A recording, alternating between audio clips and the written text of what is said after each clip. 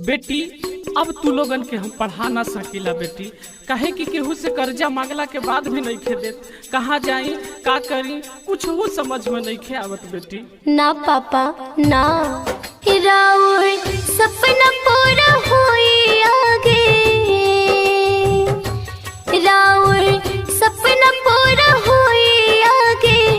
कुल पापा जी हमके जाए दी पढ़े स्कूल, पापा जी हमके जाए दी पढ़े स्कूल, पापा जी पढ़े स्कूल, पापा जी।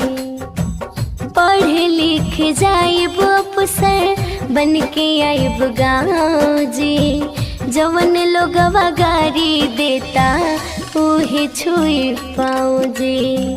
पढ़ लिख जाइब अफसर बन के आइब गाँव जी, जवन लोगवा गारी देता उहे छुई पाऊँ जी। हिरौआ कर नाही कवनो अब,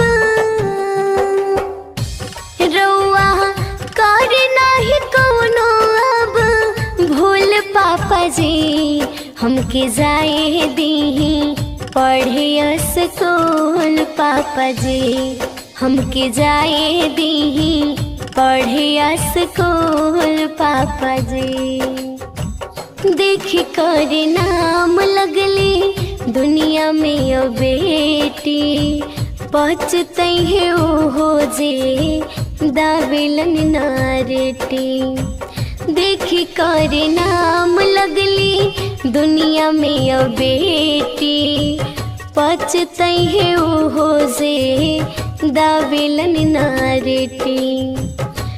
अब बादला तो आपन, अब बादला तो आपन वसूल, पापा जी हमके जाए दी पढ़े स्कूल, पापा जी हमके जाए दी पढ़े स्कूल, पापा जी। जगह जमीन बेचनी गहना बेचनी मामी के, सब पूरा करब हम ही कुल राउर कामी के।